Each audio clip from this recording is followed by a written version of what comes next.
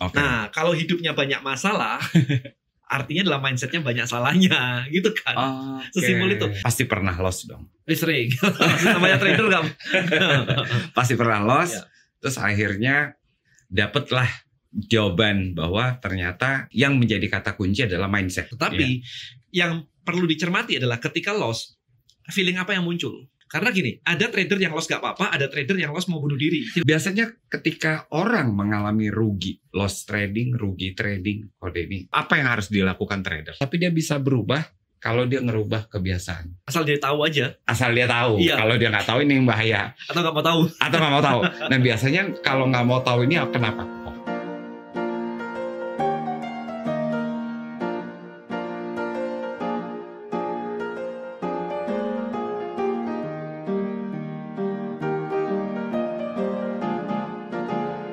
Halo teman-teman, gue kedatangan tamu spesial, Denny Santoso. Thank you. Terima kasih kok. Teman-teman banyak yang tahu Mas Denny Santoso, Bapak Digital Marketing Indonesia. Berarti ada banyak hal yang bisa kita korek, kita pelajari dari Mas Denny. Aku panggil Mas Denny apa? Ko Denny? Boleh, kode ini ya boleh. Oh boleh, oke. Biasanya itu. Aku panggil Ko Denny ya. Siap. Oke, siap. Ko Denny, sebelum Ko Denny kesini, aku coba observe. Ternyata kontennya luar biasa loh.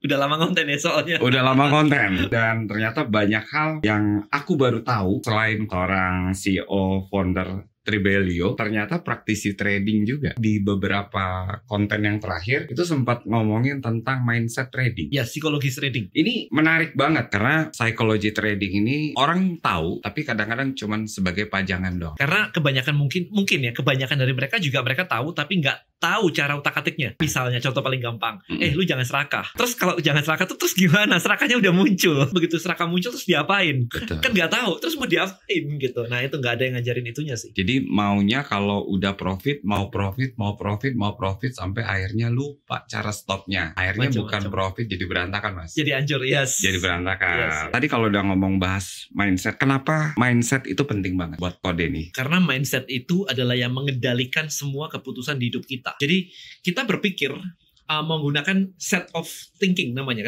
mindset kan, set of thinking. Jadi ada rule-nya. Kalau kejadiannya kayak begini kita harus mikirnya apa? A, B, C, D, urutan berpikir. Jadi ada namanya strategi berpikir. Nah itu yang penting banget tuh sebenarnya itu gitu. Nah tiap orang itu berbeda-beda. Untuk hubungan misalkan, untuk beli barang misalkan, itu punya rule yang berbeda-beda sebenarnya. Berarti ketika ada sesuatu muncul, cara kita berpikir itulah yang disebut dengan mindset. Nah kalau hidupnya banyak masalah, artinya adalah mindsetnya banyak salahnya, gitu kan? Sesimpel itu. Kita nggak bisa ngejudge bahwa mindsetku bener, mindsetnya Mas Reva salah gitu. Nggak bisa kayak begitu karena kan goal kita berbeda ya. Iya betul. Gitu. Jadi kalau saya ngerasa bahwa hidup saya itu banyak susahnya, ya berarti mindset lu banyak susahnya gitu aja. Jangan ngejudge bahwa mindset lu harus seperti mindsetku, nggak juga. Berarti sebenarnya kita bisa perbaiki dong. Kita bisa perbaiki. Asal dia menyadari bahwa problemnya di dirinya. Nah, problemnya adalah banyak orang merasa problemnya di luar. Negaranya yang salah, pemerintahnya yang salah, dan seterusnya. Kabur aja dulu, dan seterusnya gitu. Ya, kan lagi rame nih. Kabur aja dulu. Exactly. Kabur aja dulu. Jadi seolah-olah menyalahkan yang lain lah pokoknya. Yang di luar dirinya lah. Di luar dirinya. Yes, sama lah. Trading, salah marketnya. Marketnya lagi jelek. Iya, betul. Marketnya jelek. Semuanya kena. Iya. Semuanya kena. Pairnya yang jelek katanya. Dan marketnya nggak pernah peduli kalian. Setuju. Bodoh amat siapa lu gitu kan. Marketnya nggak kenal kalian. Betul. Gitu. Kode ini pertama kali kenal dunia trading. Itu kalau boleh tahu kapan? Kalau dunia trading udah lama sih, 2014. 2014 lama ya? Cuman nggak punya mentor yang fix sih waktu 2014. Berhenti, belajar 6 bulan berhenti. Habis itu di 2020 karena salah satu pengguna saya di Tribelio itu komunitas trader yang cukup besar.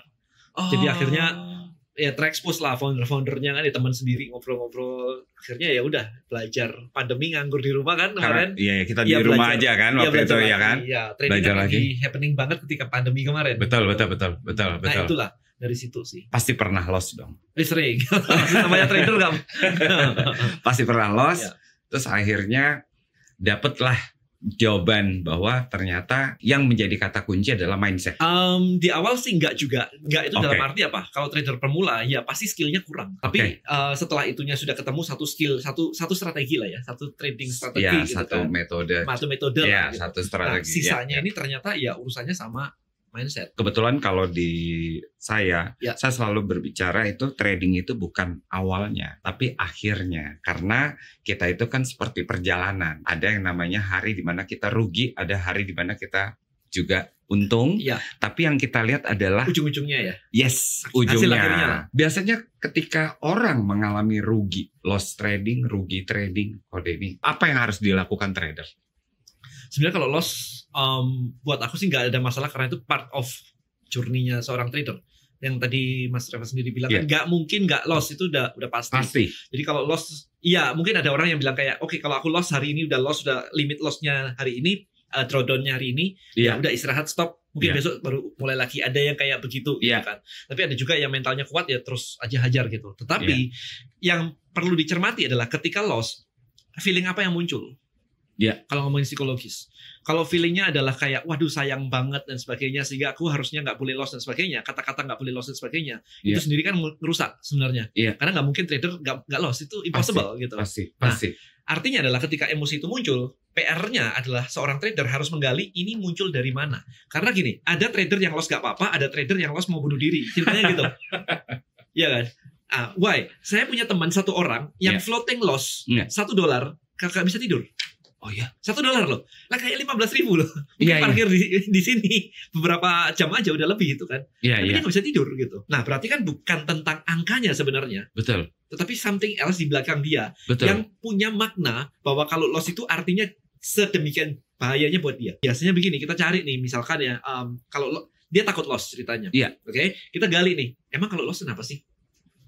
Kalau loss itu, ya kalau loss ya aku gak profit dan biasa gitu. Kalau gak profit gimana? Ya aku gak dapat duit, aku gak ada income. Terus emang kalau gak ada income, emang kenapa? Ya aku gak bisa biayain istri dan anak dong. Oke, kalau gak bisa biayain istri dan anak, emang kenapa? Digali terus. Oke, kita mau menelusuri emosi sebenarnya. Oke, kalau gak bisa biayain istri dan anak, ya berarti aku gagal jadi seorang suami. Kalau gagal jadi seorang suami emang kenapa? Ya gak boleh lah masa orang hidup gagal. Nah emang kenapa sih? Dulu waktu kecil kalau gagal dimarahin orang tua. Digali terus ya? Digali terus. Waktu misalkan sekolah dulu nilainya di bawah 6, di bawah 5 gitu. Misalkan wah dipecut tuh gitu. Berarti gak boleh gagal. Nah itu yang menyebabkan dia punya semacam belief bahwa gagal itu bad. Sehingga ini gak boleh gagal gitu. Karena dia tahu di bawah sadarnya bahwa gagal itu sesuatu yang bad, very bad gitu, jelek banget. Ya faktanya berarti kita bisa reprogram. Nah, saya tuh punya kendala sendiri dulu kemarin itu. Sempat ngelewatin begini. Saya tuh main prop firm. Saya salah satu orang di Indonesia yang main prop firm di awal-awal. 2020 saya udah main prop firm. Sebelum heboh gitu. Nah, prop firm itu kan ada challenge-nya. Habis itu kalau sudah berhasil let's say 8%, habis itu ada 5%, habis itu dapat akun beneran gitu. Nah, di kepala saya tuh lucu tuh. Jadi kalau saya sudah mendekati akunnya hampir hilang, loss hampir hilang, buat saya mending saya beli akun baru deh, ini buang aja. Di kepala saya gitu. Kenapa kayak begitu? Setelah saya gali, ternyata saya punya program di kepala saya bahwa sesuatu itu harus selesai. Buku saya kan namanya done is better than perfect. Ya kan, jadi yang satu kok kerja itu harus done, itu value saya. Dan itu jadi problem ternyata ketika trading. Value-nya adalah kalau saya mepet ke bawah hampir let's say akunnya hilang. Berarti saya nggak done ini. Kalau saya beli akun baru untuk nyampe goal kan lebih deket lah daripada saya balikin dulu baru nyampe goalnya. Ini nggak selesai di kepala saya, programnya gitu kemarin itu. Sehingga kalau beli akun baru saya cuma butuh 8%. Tapi kalau ini mendekati ini saya butuh 8% plus balikin loss-nya nih. Lama gitu. Gitu. Jadi di kepala saya bukan tentang duitnya hilang berapa, tapi tentang nggak selesai. Nah, tiap orang jadi punya beda-beda di kepala itu problemnya. Balik tadi Kode ini bilang kan balik lagi ke orangnya sendiri. Yes. Dia sadar nggak itu salah? Dan bagaimana kita memaknai sebuah kesalahan? Betul. Karena di balik kesalahan pasti ada pelajaran. Harusnya kan? Begitu. Betul ya. Harusnya begitu. Jadi nggak mungkin ada orang yang pernah melakukan kesalahan di masa lalu, tapi dia bisa berubah kalau dia ngerubah kebiasaan. Asal dia tahu aja. Asal dia tahu. Iya. Kalau dia nggak tahu ini yang bahaya. Atau nggak mau tahu. Atau nggak mau tahu. Nah biasanya kalau nggak mau tahu ini kenapa kok? Mungkin dia punya belief yang strong bahwa dirinya itu benar dan di luar sana itu salah. Berarti jatuhnya pembenaran ya? Semua perspektif akan membenarkan belief kita masing-masing. Oke. Gitu. Memang orang kerjanya seperti itu. Sekarang gini, apa yang disebut dengan open-minded? What do you think? Kira-kira apa, Mas Reva? Kita kan hidup di zaman yang serba ada perubahan. Oke. Bukan serba cepat ya. Kalau serba Oke. cepat kan orang bilang instan. Dulu orang berbisnis tidak perlu yang namanya sosial media. Kalau kita lihat kan sekarang teman-teman rata-rata kan punya konten termasuk saya. Itu kan adalah satu perubahan buat saya yang tadinya saya nggak butuh konten, saya buat konten. Jadi saya pikir ya itu tadi menerima perubahan. Oke, versi saya, sebuah open-minded adalah kita bisa menerima bahwa orang lain memiliki belief yang berbeda dengan diri saya. Oke.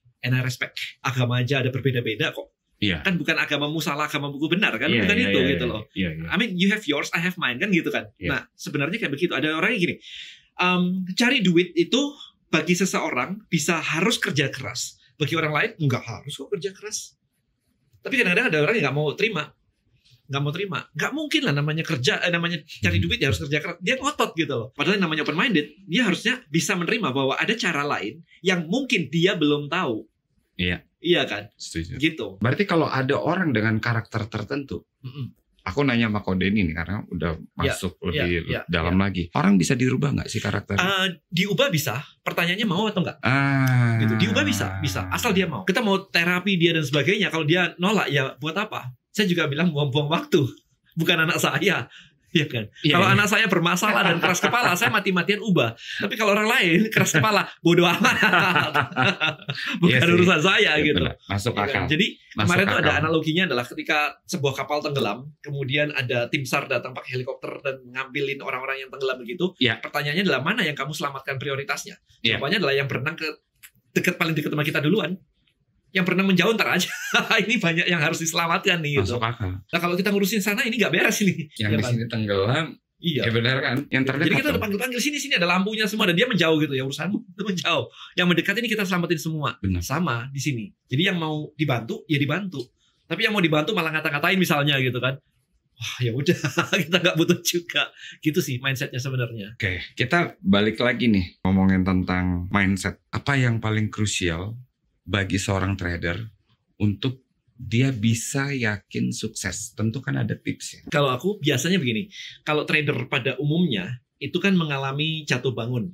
Pasti jatuh bangun. Dan jatuh bangun itu akan membentuk pemikiran dia bahwa oh ternyata begini toh begini. Jadi pengulangan akan membuat dia jadi percaya sebenarnya itu. Dengan sistemnya, dengan metodenya, dengan apapun itu.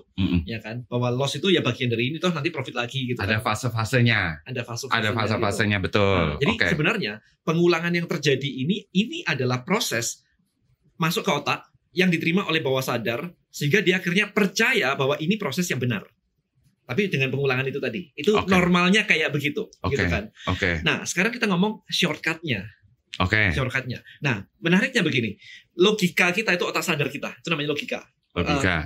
Bawah sadar kita itu udah kayak mesin yang dia bergerak tanpa bisa membedakan mana realita dan imajinasi. Dia nggak bisa bedain. Pokoknya masuk, ya udah jalan gitu aja. Kalau logika itu ngejudge, benar, salah, baik, buruk dan seterusnya. Besar, kecil, otak sadar ya. Otak sadar ya. Dan itu size-nya cuma 12%. 88% itu bawah sadar.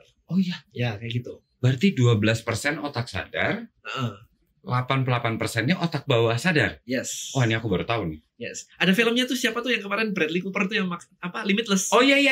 Itu kan mengaktifkan bawah sadar, dipakai segitunya gitu kan. Endingnya langsung cuan semua. Langsung cuan semua kan? Sebenarnya begitu. Nah, cara memprogram bawah sadar itu adalah ketika kita memasukkan informasi berulang, terus dia diproses, ada logikanya itu, terus masuk ke bawah sadar ini. Nah, ini kalau sudah masuk ke bawah sadar jadi sebuah belief gitu. Mekanismenya seperti itu. Nah, anak kecil usia 0 sampai 7 tahun, bawah sadarnya ini masih terbuka. Ini logikanya masih kebuka. Nah, gerbangnya ini namanya RAS. RAS itu gerbang filternya itu. 0 sampai 7 itu buka. Nah, bawah sadar gak bisa bedain kan realitas sama imajinasi. Jadi kalau anak kecil dibawa nonton bioskop, nonton Spider-Man, pulang dia jadi Spider-Man, lompat-lompat. Karena dia gak bisa bedain gitu. Dirinya atau film itu gak bisa bedain. Pokoknya keren, gua Spider-Man. Ini aku juga loh. Pertanyaan sampai umur berapa? Nah, kalau habis nonton film balap, racing. Itu Ngerasa ya, pembalap. yang Gran Turismo itu loh. Yes. Itu aku pulang ngebut loh. Ya, ngerasa pembalap. Ngerasa pembalap. Itu benar. Ya. Benar. Jadi sebenarnya 0 sampai 7 itu ininya benar-benar kebuka banget. Jadi apapun yang dikasih itu tembus ke bawah sadar. Makanya krusial banget golden moment ngajarin anak 0 sampai 7. Nah, mulai 7 sampai 12 itu nutup dia pelan-pelan. Oh. Logikanya mulai jadi. Umur 12-13 itu solid dia jadi. Makanya rebel. Ini mulai dia punya pemikiran sendiri, mulai dia counter kita. Iya. Benar ya? Iya. Makanya mulai rebel ya, anakku remaja ya. Ya karena ini jadi gitu. Okay. Itu prosesnya dulu gitu. Oke. Nah, sekarang ketika ini sudah jadi begini, ini juga sebenarnya bisa buka tutup. Oke. Macam-macam. Oke. Salah satunya adalah ketika kita tidur. Sehingga kalau kita mau memprogram otak bawah sadar, the best dilakukan ketika ini terbuka atau tidur. Jadi jangan nonton TV, berita yang jelek-jelek sampai ketiduran. Contoh paling gampang gini, tentang otak tidak bisa membedakan imajinasi sama realita, nonton deh bioskop horor, film horor. Oh iya. Itu ilustrasi paling gampang. Logikanya tahu itu film, itu palsu, itu aktor semuanya, gak ada setannya lah. Bikinan. Tapi bawah sadar gak bisa bedain. Jadi ketika pulang, kita mulai takut gelap. Mulai nyalain lampu. Ke toilet kayak, temen itu ke toilet gitu kan. Mulai kayak begitu. Lah, kalau pertanyaannya kan, logikamu kan tahu itu palsu gitu. Tapi hati gak bohong. Hatinya masih takut. Ya kan? Sehingga kalau kita nonton film horor 30 hari, kita pulang ke rumah kita rumah setan. Iya kan? Yeah. Itu akan terjadi seperti itu. Nah, sekarang pertanyaannya adalah, kalau tadi konten film horor itu diganti dengan sesuatu yang positif, let's say pengulangan afirmasi tentang trading atau apapun itu, saya pede, saya sukses, saya tradingnya indah, seterusnya. 30 hari dia believe bahwa dia trader profesional. 30 hari itu standar lah. Karena habit change dan sebagainya kan 21 hari ke atas. 21 hari betul. Ya. Jadi kalau dibilang waktu di Brain Boost yang pro trader ada menunggu adalah menyenangkan. Ya. Gitu. Kalau diulang-ulang 30 hari, kita ketika nggak ada posisi, ya tenang-tenang aja lo ngerjain sesuatu yang lain gitu. Betul. Trader biasa anxiety gitu, kayak nggak ada posisi ya, kok nggak kerja ya, kok nggak masuk ya. Betul. Kadang-kadang kan trader masalahnya bukan di tradingnya, tapi masalahnya waktu dia nggak trading lebih bermasalah. Iya, waktu dia nggak ngapa-ngapain, wah, ini apaan nih? Ini kapan masuknya karena pola pikirnya 9 to 5. Yes. Kan kalau 9 to 5 ini maksudnya gini, semakin saya bekerja keras, semakin saya banyak duit. Yes. Benar nggak? Benar. Sementara kalau di trading nggak berlaku hal itu. Iya. Nah, tadi yang agak di awal tadi, kan kita butuh pengulangan kejadian yang gagal berhasil. Pengulangan kejadian itu akan direkord oleh bawah sadar kita sebagai, oh ternyata begini loh. Tapi kan butuh pengulangan nih. Iya. Nah, kalau misalkan tadi ditembak pakai afirmasi ketika kita tidur, itu nggak perlu lama-lama. Karena langsung diprogram, masuk ketika lagi buka. Gitu. Boom, masuk aja udah, langsung jadi benar gitu.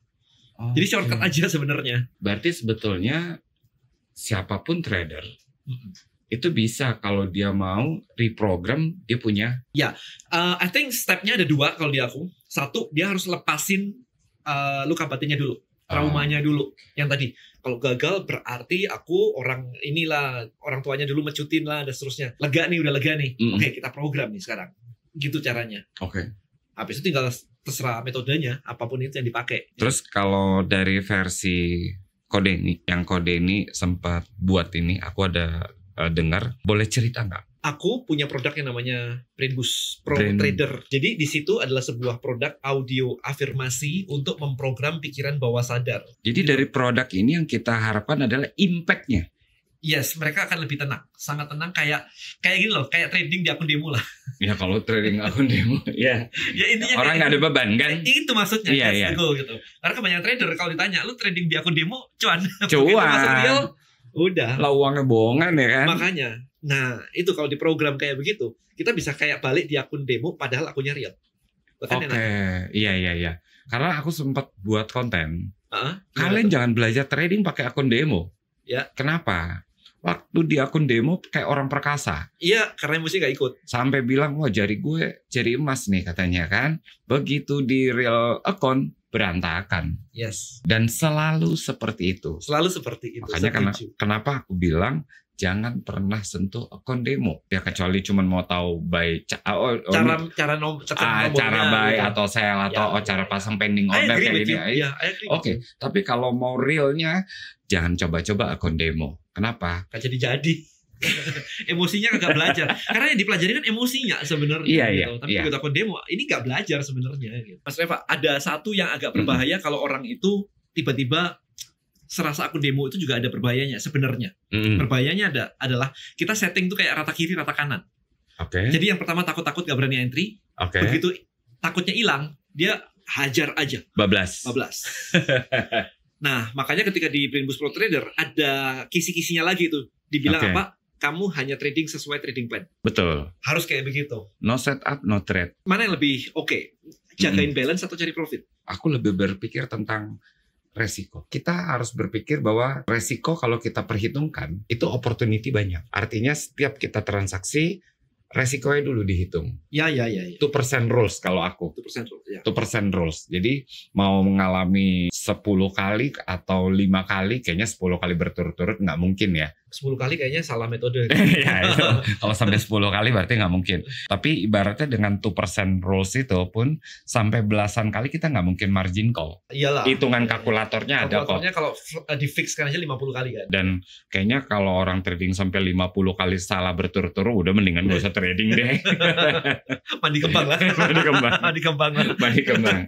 Oke, Kode ini menarik banget. Jadi Kode ini saya kebetulan baru tahu juga kalau Kode ini tinggalnya di Malang. Tadinya Kode ini suka muncul di Explore. Udah terkenal loh, ya kan? Mau ke kantor kita, mampir gitu loh. Ini satu kehormatan. Berarti tadi kalau nggak salah sempat cerita pernah di Jakarta ya? Saya hijrah ke Jakarta and bisnis di Jakarta itu sejak 2004 sebenarnya. Oh, 2004. On off begitu. On off. Ya kan. 2017 saya lebih sering di Jakarta. 2017 sampai 2020. Jadi around 3 years itu saya lebih sering di Jakarta. Oke. Nah, begitu pandemi pulang di Malang dah. Oh. Gitu. WFH sambil nemenin orang tua lah gitu. Oh, aslinya Malang. Yes. Nah, ke Jakarta hanya ada kalau kayak begini nih, ada acara gitu kan. Jadi kita padetin tuh kalau ada acara gitu. Gitu sih, ada acara, ada undangan public speaking di mana-mana gitu. Itu baru terbang tuh. Oke. Ya 2 minggu sekali, 3 minggu sekali lah. Oke. Ini agak pertanyaannya sedikit straight to the point. Menurut Kode ini percentage psychology. Berarti kayak di situ deh. 90%. Ini berarti kita cocok banget deh. Cocok banget deh. Cocok banget. Berarti 90%. Ya, trading is 90% mindset. Sisanya baru itu. Sisanya baru yang metode dan sebagainya. Nah, harusnya kan orang-orang udah tahu nih. Udah tahu ya. Udah tahu ini kan. Tapi nggak yakin. Tapi yang dipelajari yang 10%. Karena problemnya di situ. Yes. Ya. Decision itu bukan based on metode kok ternyata. Karena metode anggap deh ada yang perfect. Tapi kalau belief system yang nggak oke. Iya. Ya mau dikasih misalkan ada metode satu yang 100% winning pun ya. Iya. aja begitu goyang begini kan. Iya. Goyang di sini.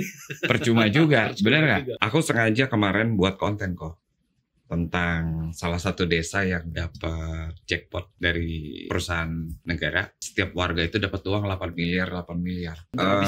Iya habis kan. Nggak tahu uangnya buat apa. Buat rumah, beli mobil apa. Nggak berapa lama. Karena memang engine di kepalanya engine yang kayak begitu. Bukan engine yang untuk investment dan sebagainya kan. Iya. Engine-nya ya kalau aku punya duit ya aku mau beli ini gitu. Dapat duit beneran ya beli beneran ya. Ya sebenarnya nggak salah secara algoritma di kepalanya dia. Iya. Mungkin buat kita adalah kita ngelihatnya salah. Mungkin buat mereka adalah kapan lagi aku bisa beli kayak begini. Benar juga. Habis itu juga udah kok gitu. Kan itu have fun-nya dia. Apakah ini sebentar? Ini kita berdua judge dari harusnya nggak begitu. Tapi buat dia mungkin dia ya happy aja. Bapakku nggak pernah kok seumur hidup mati miskin loh. Aku for once in my life aku pernah jadi kaya loh. Emang salah gitu? Enggak juga menurut dia. Happy-nya dia. Kita pakai kacamata kita melihat itu salah. Tapi berarti sebenarnya literasi tentang keuangan ini dari usia. Oh, anakku umur 10 tahun itu less literasi financial. Dari usia kecil. Ya, umur 10 tahun sekarang kalau bercanda kita bercandain, kamu tuh aset atau liability sih buat papa? Dia bisa bilang, aku liability pak karena belum ngasilin duit. Hari ini udah content creator, udah dari affiliate, dari endorse gitu. Sekarang aku aset pak, aku bisa ngasilin duit. Udah bisa ngasilin duit. Umur berapa? 10 mas 11. 10 tahun. 10 dan 11. 11. Oh beda setahun ya? Beda setahun. Ini dua-duanya konten? Konten. Sekarang? Sekarang. Oh, hebat. Ketularan. Ketularan. Tadi cerita ya, istri bantuin Bantuin juga. ya, idenya. Editingnya masih mamanya, 100%. Oh iya? Ya. Kok aku mau nanya satu lagi kok. Kalau boleh tahu. Tadi kan aku lihat kalau kita punya tujuan satu, kita nggak boleh ke distract. Jadi artinya selesaikan satu goals, baru ke goals yang lain. Apa harapan Ko Denny untuk entah 2025, 2026, atau ke depannya? Buat aku sendiri nih. Iya. Goalku sendiri nih. Iya. 1 million sales, Brainboost. 1 million sales. Bukan omset ya, tapi jumlah transaksi 1 juta. Kemana-mana aku sudah declare, there is my mission now. Jadi jangan tawarin aku bisnis yang lain, peluang yang lain, dan sebagainya. No, aku nggak bakal lihat meskipun itu bagus karena aku punya goal itu, 1 million sales. Ini Gitu. banyak pertanyaan, sebetulnya masih banyak di kepalaku. Tapi waktu juga yang ngebatasin. Nanti kita mungkin bisa kali buat konten yang berikutnya. Mas Denny, makasih banyak waktunya. Sama-sama, thank you. Sudah mau mampir Udah. ke kantor kita. Siap. Terima kasih. Makasih. Terima kasih.